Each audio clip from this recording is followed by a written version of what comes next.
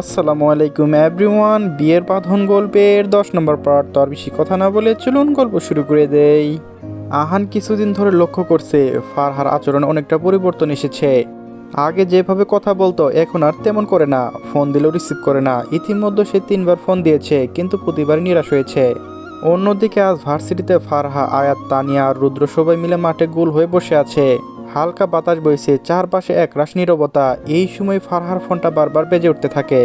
রুদ্র খানিকটা বিরক্ত গলায় বলে উঠল, তোর ফোনটা বাজছে, তুলছিস না কেন? কে ফোন দিচ্ছে?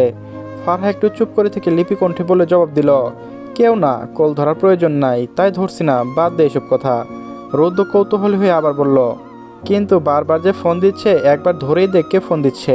ফারহার মুখে কোনো ভাবান্তর দেখা গেল না। সে ধীরে ফোনটা হাতে নিয়ে সাইলেন্ট করে রেখে দিল। আয়াত ফারহার আচরণ খানিকটা লক্ষ্য করলো, তবে কিছু বলল না। ভার্সিটি থেকে ফেরার পথে হঠাৎ করেই ফারহার সামনে এসে দাঁড়ালো আহান। আচমকা দেখা হয় ফারহার বুকটা ধুপ করে ওঠে। সে কাঁধে ঝোলানো ব্যাগটা শক্ত করে চেপে ধরে।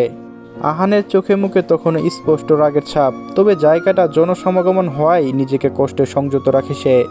গলা টেনে কঠিন সুরে বলে ওঠে, সমস্যা কি তোমার? এতবার ফোন দিচ্ছি, একবারও ধরছো না কেন? আহানের কণ্ঠে কঠোরতা আর ধৈর্যের শেষ রেখাটা ফারহার গায়ে যেন ছেক করে ওঠে।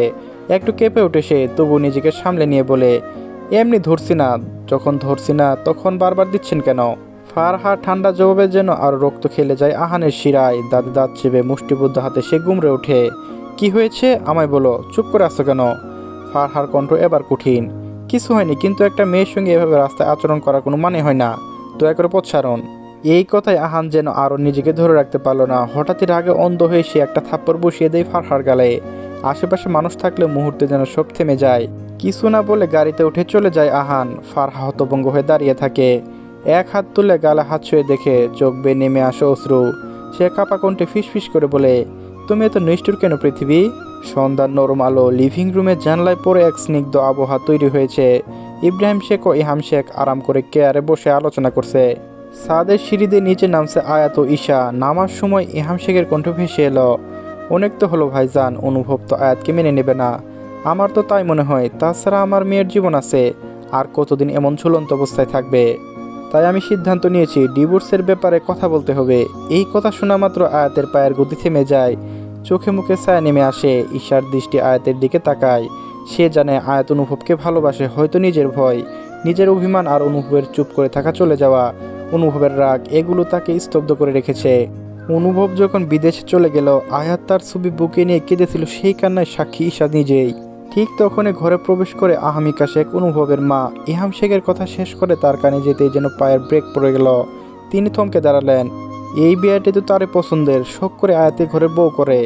নিজের হাতে গড়া কি সুন্দর মেয়ে, শিক্ষিতা, নম্র, সুশীল, কিন্তু তারই ছেলে বুঝলো না। সন্ধ্যার দিকে অনুভব বাসায় ফিরতেই দেখতে পেল সবাই একসাথে বসে আছে। লিভিং রুমে নিস্তবতা, আর সবার দৃষ্টি যেন শুধু তার দিকে লিপিবদ্ধ। একটু ভুকুসকে বলল, এভাবে তাকিয়ে আছো কেন সবাই? ইব্রাহিম শেখে ধীরে ধীরে উঠে দাঁড়ালেন, কণ্ঠে দৃঢ়তা। আমরা একটা সিদ্ধান্ত নিয়েছি, তুমি তো আর আয়াতকে মানতে চাও না। এভাবে আর কতদিন চলবে বলো? তাই ইহাম ডিভোর্সের কথা তুলেছে। আমি তাই মনে করি ও কারণে আমার মেয়েটাকে জীবন নষ্ট হোক, সেটা আমি চাই না। অনুভব সিঁড়ি ধারে দাঁড়ানো আয়াতের দিকে একবার তাকালো সে, তারপর ধীরে চোখ ফিরিয়ে নিল। সবার দিকে একবার তাকিয়ে শুধু বলল, আচ্ছা। ইন্টেলিজেন্স ডিপার্টমেন্টের অফিসে নির্জন এক কক্ষে বসে আছে সিনিয়র অফিসার এনামুল। চারিদিকে নীরবতা, শুধু মাঝে মাঝে টাইপিংয়ের শব্দ। কিছুক্ষণ পর দরজা খুলে আরও কয়েকজন অফিসার রুমে প্রবেশ করলো। এনামুল চোখ তুলে তাকিয়ে ধীরে বলল, Samir. Yes sir. Hui is your work processing so slowly? আমি সর্বোচ্চ চেষ্টা চালিয়ে যাচ্ছি স্যার, তবে। এনামুল খেয়াল করলে সবাই উপস্থিত থাকলেও তাদের মধ্যে একজন এখনও অনুপস্থিত রয়েছে। তাই সামিরকে বলল, টিম লিডার আদমান কায়েসকে এখন আসেনি? না স্যার, উনি তো এখন আসেনি, তবে 5 মিনিটের মধ্যে আসবে। কিছুক্ষণের মধ্যে প্রবেশ করে এক যুবক, মাথায় হাত, স্লিপ পোশাকে নিজেকে আবৃত করেছে। চোখে মুখে এক অদ্ভুত রহস্যময় হাসির রেখা। বুকের কাছে জলজল করছে নাম প্লেটটা, সেখানে স্পষ্ট লেখা, আদমান কায়েস। শুক্রবার সপ্তাহের একমাত্র ছুটির দিন, গন্তব্যস্থল জীবনের ক্লান্তি দূর করার সুযোগ। এই দিনে প্রতিবারের সকল সদস্য একসাথে থাকার সুযোগ পান। ভোরের কোমর আলো নিঃশব্দে ঘরের কোণে ছড়িয়ে পড়েছে। জানলার পর্দা সরিয়ে উকি দিচ্ছে প্রখর রোদের সোনালি ঝলক, যেন প্রকৃতি নিজেই আমন্ত্রণ জানাচ্ছে এক নতুন দিনের শুরুতে। রান্নাঘরে ব্যস্ত সময় কাটাচ্ছেন রহিমা, আহমিকা শেখ। হাতে হাতে কাজ করে সকালের নাস্তা আয়োজন করছেন তারা। পরোটা, ডিম ভাজি আর ধোয়া উঠা চা। অন্যদিকে ড্রয়িং রুমে ইব্রাহিম শেখ ও ইহাম শেখ বসে আছেন, হাতে কাপ। তাতে দোয়া উঠছে আর মুখে সকালের পড়া পত্রিকার কিছু খবর নিয়ে আলোচনা। কেন তারা নেই, কোনো ব্যস্ততা নেই, যেন সময় থেমে আছে এক শুক্রবারের সকালের জন্য। ঈশা ফ্রেশ হয়ে আয়াতের রুমে যায়, দেখে আয়াত এখনও ঘুমে আছে। তাই আয়াত এক গ্লাস পানি এনে আয়াতের চোখে মুখে দিতে লাগে। ঘুমের মাঝে হঠাৎ পানির ঝাপটা পড়া আয়াত থর পড়িয়ে ওঠে, চিৎকার করে বলে, বড় আম্মু 7 ফুটো হয়ে গেছে, পানি পড়ছে আমার গায়ে। হঠাৎ পানি পড়ায় আয়াতের শরীর ভয়ে কাঁপতে থাকে। মেয়েটা প্যানিক অ্যাটাক হয়, এটা তো ঈশা ভুলেই বসেছিল। ঈশা আয়াতকে জাপটে ধরে বলে, আপু আমি, শান্ত হও তুমি, দেখো আমি ঈশা। আয়াত কাঁপতে থাকে। ঈশা আয়াতকে জড়িয়ে ধরে শান্ত করতে থাকে। 2 মিনিটের মাথায় আয়াত একটু স্বাভাবিক হয়। ঈশা কান ধরে বলে, সরি আপু, আমার মনেই ছিল না। আয়াত মুচকে এসে বলে, ধুর পাগলি, সমস্যা নেই, তুই কখন উঠলি? একটু আগে উঠেছি, তোমার রুমে এসে দেখি তুমি এখনো ঘুমিয়ে আছো। আয়াত বিছানা থেকে উঠে ঘড়ির দিকে চোখ দিতেই তার চোখ কুঠো যেন বের হয়ে আসে। 8টা বাজে, এত লেট হয়ে গেছে। সে উঠে দ্রুত ফ্রেশ হয়ে নেয়। তারপর ঈশা সহ নিচে নামে। নাস্তার টেবিলে ইব্রাহিম শেখ ও ইহাম শেখ বসে আছেন। আয়াত ও ঈশাকে দেখে ইব্রাহিম শেখ বললেন, গুড মর্নিং মামুনিরা। আয়াত ও ঈশা এসে নাস্তার টেবিলে বসতে বসতে বলল, গুড মর্নিং। আহমিকা শেখ সকলকে একসঙ্গে নাস্তা বেড়ে দিলেন। তাদের খাওয়া শুরু হওয়ার আগেই ঠক ঠক করে অনুভব নিচে এসে চেয়ার টেনে বসে পড়ে। ইব্রাহিম শেখ এক পলক ছেলের দিকে তাকিয়ে জিজ্ঞাসা করলেন, বাসায় কখন ফিরেছ অনুভব? বলেছিলাম না তাড়াতাড়ি বাসায় আসার জন্য। অনুভব পরোটা নিতে নিতে বলল, কাজ ছিল। ইব্রাহিম ফুঁসে উঠলেন, কি এমন কাজকর্ম করছিলে? হ্যাঁ, ঢাকার কোম্পানিতে মন না দিয়ে তুমি গাজীপুরে গিয়েছিলে। এসব খামখেয়ালি পানা এখনো বন্ধ করো। তার কণ্ঠে ছিল ধৈর্যের সীমা পড়ানোর ঝাঁজ। কিন্তু অনুভব নিরুত্তর, কোনো প্রতিক্রিয়া না দেখে চুপচাপ নিতে মাথা নামিয়ে খাওয়া শেষ করছিল। ঠিক সেই সময় আবার গর্জে উঠলেন ইব্রাহিম শেখ। ডিভোর্সের ব্যাপারে ইহাম উকিলের সঙ্গে কথা বলেছে। কিছুদিনের মধ্যে সব কাগজপত্র রেডি হয়ে যাবে, বুঝেছো তুমি? ঘরে বাতাস যেন হঠাৎ ভারী হয়ে উঠল। অনুভব কিছু না বলে নাস্তা শেষ করে চলে যায়। ফারহা ঘুম থেকে উঠে ব্যস্ত হয়ে পড়ে ঘরে কাজকর্মে, বাসন মাজা, ঘর গুছানো, রান্না বান্না সব কিছু এক হাতে সামলে নিচ্ছে সে। ক্ষুধার পেটটা কাশল বাজলেও কাছে যাবে, মুখটা এক ফোঁটা পানি তোলা হয়নি এখনো।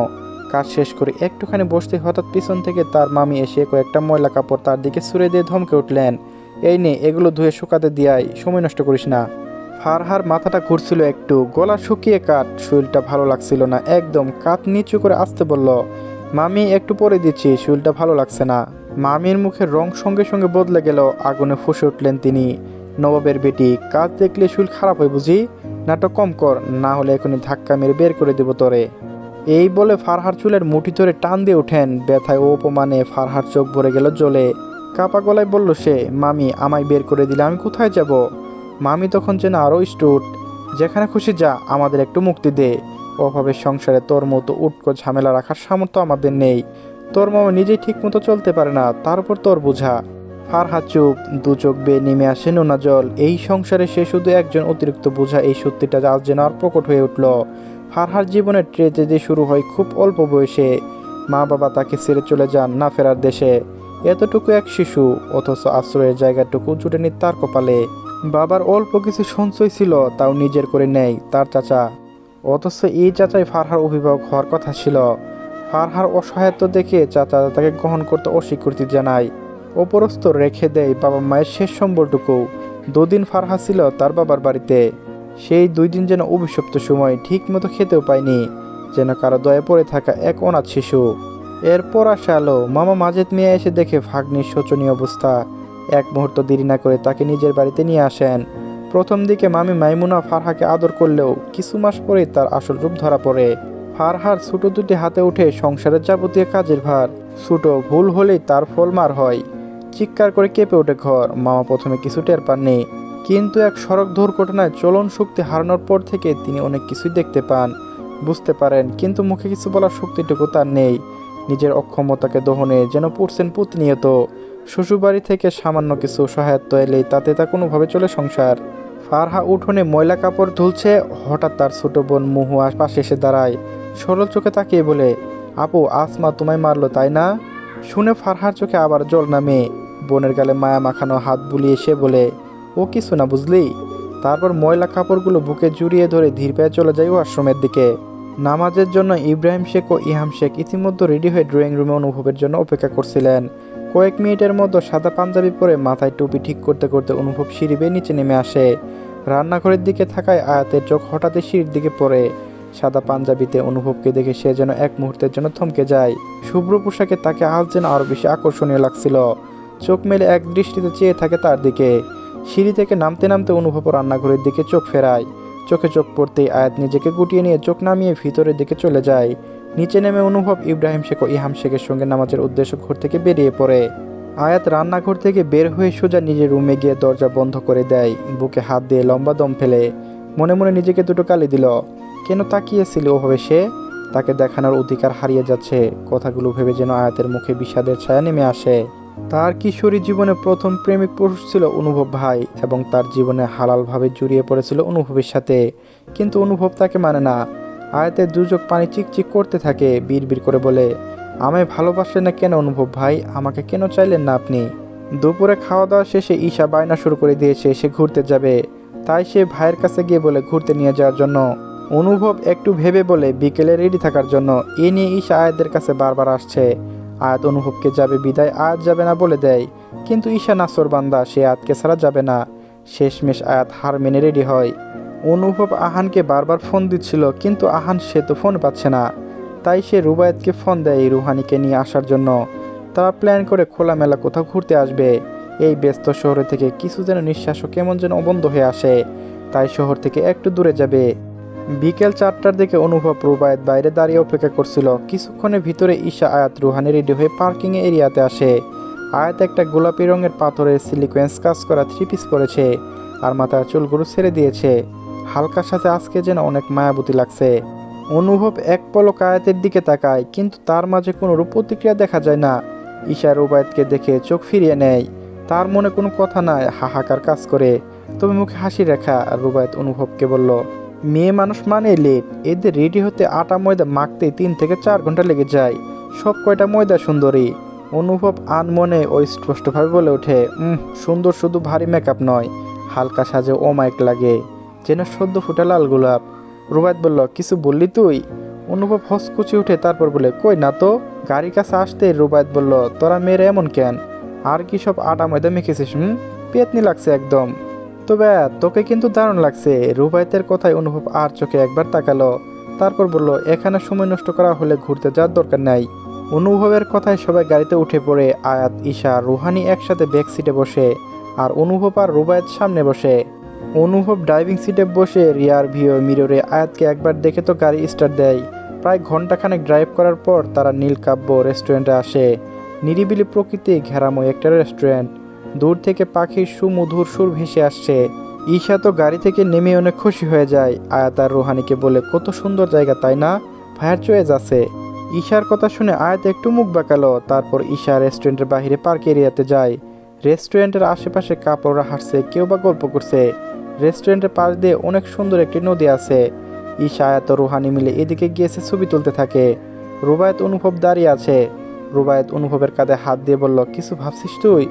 শুনলাম ছোট মামা নাকি তোর আর আয়াতের ডিভোর্সের জন্য উকিলের সঙ্গে কথা বলেছে। অনুভব সামনে তাকিয়ে দেখতে পায় আয়াত প্রকৃতির সাথে যেন প্রশান্তির নিঃশ্বাস নিচ্ছে। অনুভব চোখ ফিরিয়ে শান্তভাবে বলে, চলবে গাইজ। গল্পটি কেমন হয়েছে সবাই জানিয়ে যাবেন। আজকে 2টি পার্ট থাকলো, তো কালকে বেশি করে দেবো ইনশাআল্লাহ। তো সবাই ভালো থাকবেন, সুস্থ থাকবেন। আল্লাহ হাফেজ।